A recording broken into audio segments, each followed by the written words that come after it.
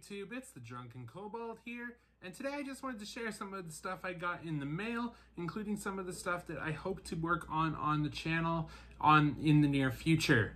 The first is the Dungeon Command Sting of Lolth skirmish game. For those who don't know, skirmishing was introduced primarily by Wizards of the Coast in 3.5 and had some extension into 4E. It was meant to kind of compete with Warhammer and Warhammer 40k, but it never quite took off. For those who don't know, that D&D actually had its origins in skirmish type games, and was actually once a game called Chainmail, developed by Gary Gygax. Just a little bit of interesting history for you.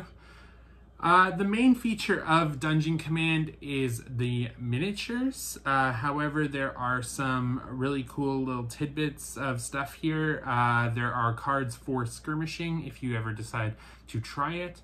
Dungeon Command now is very scarce. It came out in 2012, so you're probably looking about $70 to $80 a box for a second-hand used one, and up to $120 for a sealed one on the secondary market. I got really lucky to find this one on the Facebook Marketplace for a really good deal, and even though it's not 100% complete, some of the damage tokens are missing, I still feel that for the price I paid just for the miniatures, this was an exceptional deal. So let's introduce you to some of these miniatures now. We're going to start with some of the miniatures that if you want to field them, you are going to need a little bit of assistance from your 4E books. This here is the Shadow Mastiff. The Shadow Mastiff is, as it implies, a very large, almost spectral dog. The mini is transparent, well, semi-transparent.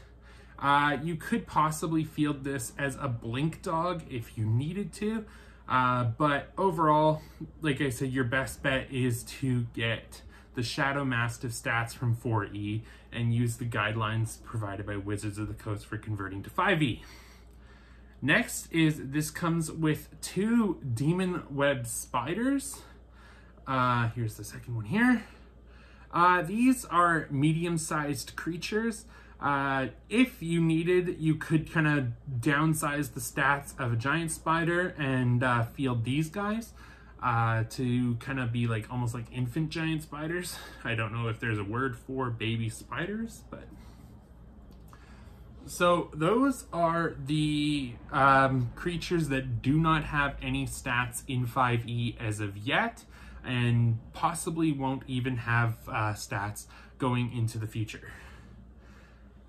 Next are the ones that can double as PC and NPCs. Between Monster Manual, Volo's Guide to Monsters, and Mordekainen's Tome of Foes, I believe there are stats for 18 Drow NPCs.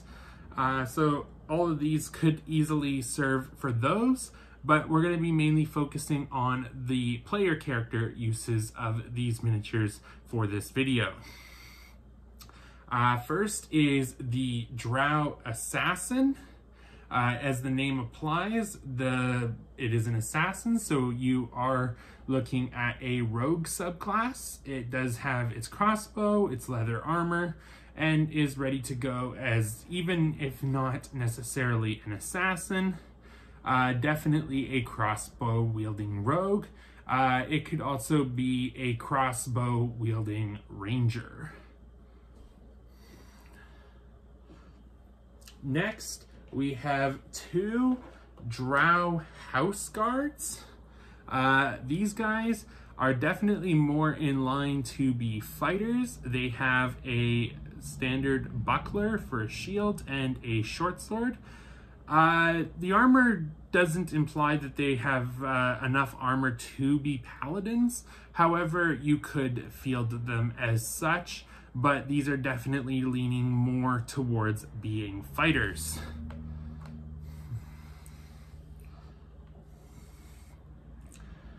Next, we have the Drow Priestess.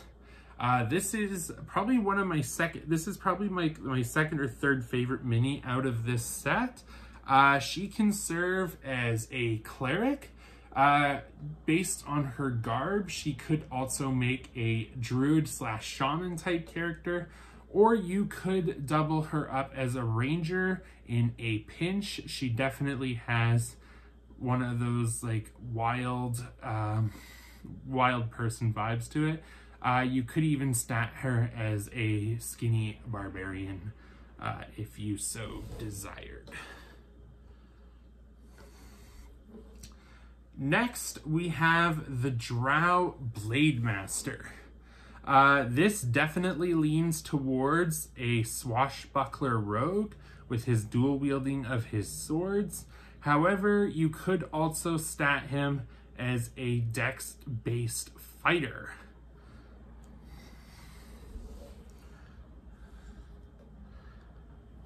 Next, we have there's no debate for this. This is my favorite miniature out of the set. I actually had the game day promo for this figure until it was stolen about 2 years ago, and I've been trying to find a new promo since. But in the meantime, this will have to do. The Drow Wizard. As the name implies, this is definitely statable as a wizard. However, you could stat this as a sorcerer, a warlock, or a cleric if need be. It definitely has the garb to do so. Now we're going to get into some of the monsters that feature in 5e from this block. We will start with the giant spider found in the player's handbook. Oh, dropped him. The giant spider found in the player's handbook. It is the correct size, is ready to go, and definitely has some intimidating features for your players.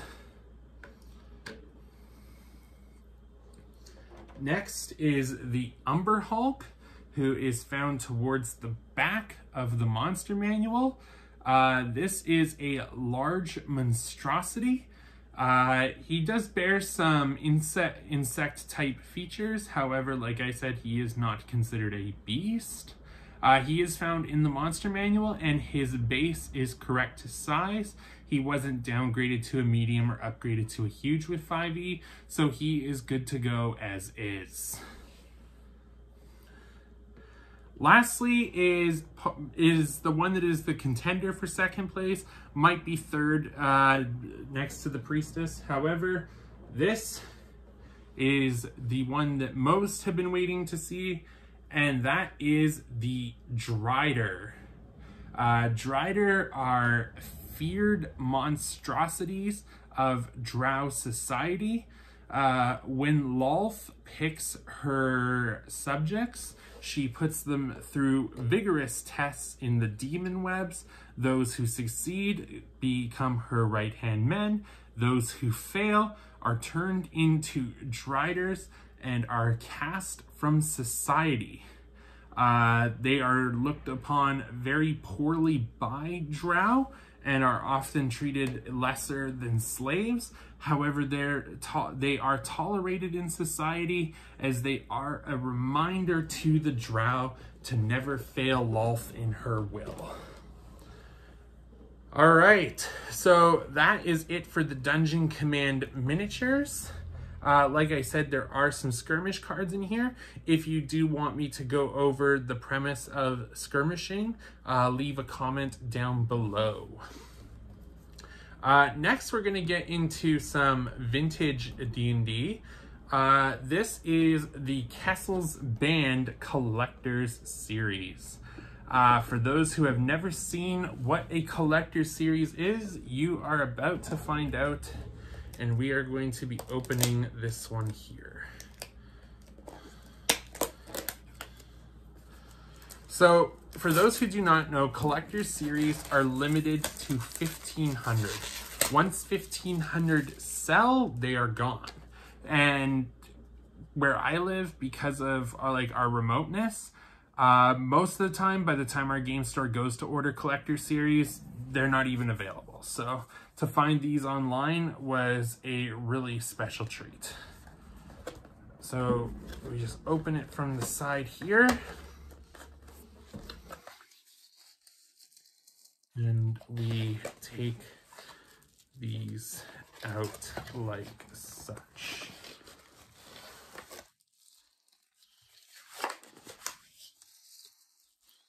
There we go. So for the Kessel's band, there are 5 figures here. And for those who are familiar with like Warhammer, you're going to be familiar with taking miniatures off of these sprues and gluing them together. This is a bit more complete than I thought she would be.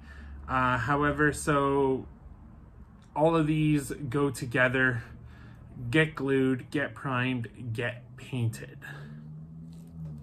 These are unprimed, unpainted miniatures, and they do all require assembly.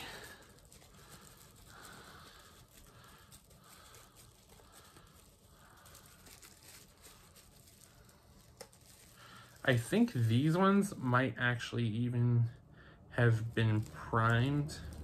I don't believe so though, because I have seen, these are some of the older ones, so they may have used to prime them, but I know with a lot of these new collector series, people say that they prime them anyway, so it could also just be the color of the plastic used. I will probably prime them regardless. So that is the Kessel's band, and you can see that this is quite old because most of it has actually faded out. And this is actually perfect because this fits right in the Plague of Ancients. These are Icewind Dale figures, apparently. Evil stirs in Icewind Dale. What was defeated was not destroyed. With the help and encouragement of Akara Kessel, evil forces converge, harnessing the malignant influence left behind by the Crystal Shard. The dwarf Barrick Hammerstone fashions weapons and armor tainted with its corrupting essence. The Ice Witch builds a tower infused with the evil of the Crystal Shard. How will the people of 10 towns fight this new menace? And it's actually really cool that this has an Ice Witch, because there was an Ice Witch for the Modern Collector series that I went to scoop up, and it sold out immediately. So I'm actually really happy to have an Ice Witch. This is part of Collector Series Classic. So when Collector Series first came out in 4E, Gale Force 9 decided to have a set lineup that honored like really old adventures from like the beginning, from like the TSR era of Dungeons and Dragons. So this is Collector Series Classic Tomb of Horrors. And on the back here, you can see that it actually references the original D&D Tomb of Horrors, not expansion, module set. All of these, like the ones in the box before, are unpainted and unassembled, so they are going to require paint to do. Somewhere under a lost and lonely hill of grim and forbidding aspect lies a labyrinth crypt filled with terrible traps and ferocious monsters to slay the unwary. Rich treasures fill the dungeon, but some say the demi-lich Acererak still wards his final haunt. Only large and well-prepared parties of the bravest and strongest should even consider an expedition to the Tomb of Horrors. So there's actually 2 Acererak minis here. Acererak Undead form and Acererak True form from when he was a demi-lich. Then there's also a Cleric, a Fighter, and a Paladin. So this is actually really cool. You could use the Acererak minis in Tomb of Annihilation, and you could also use them You can also use the regular minis as just part of your general campaign. Next, we have the Tyranny of Dragons, Dragon Cultists. The new leader of the Cult of Dragons is a Kalshite named Severn Silragen. I'm not even going to pretend I'm pronouncing that right. Who believes that real draconic knowledge and power belongs to living dragons, not undead ones. So this guy has a huge beef with Draco Liches. Severn's ambition amused Tiamat, so she revealed the existence of 5 dragon masks to him, one for each chromatic dragon color. After Severn discovered that secret, he bent all the cult's resources to finding the long-lost dragon masks in their hidden secret places. When he recovered the red mask, Severn became the first of the worm speakers, but others soon followed. So you actually have a few figures here from the Hoard of the Dragon Queen and Rise of Tiamat books. And I'm just going to say it right now, all of these collector's series, unassembled, unpainted. Next, you have the Fire Giant Lord. So, like, there is how big he is once he's fully assembled on the back there, and another miniature to scale. This is actually how big he is. Like, he's going to be a very, very tall miniature. Master Crafters and organized warriors, fire giants dwell among volcanoes, lava flows, and rocky mountains. They are ruthless, militaristic brutes whose mastery of metalwork is legendary. Fire giant fortresses are built around and inside volcanoes or near magma-filled caverns. The blistering heat of their homes fuels the fire giants' forges and causes the iron of their fortresses to glow in a comforting orange. So this guy just has one miniature, and once assembled and painted, he is supposed to resemble that. And then the last is the Heroes of Neverwinter. This is actually a tie-in to the Neverwinter MMO. If you haven't played it, I highly recommend you do so. It is absolutely free to play, and a lot of D&D subproducts like the board games and these do have tie-ins to it that make it really enjoyable.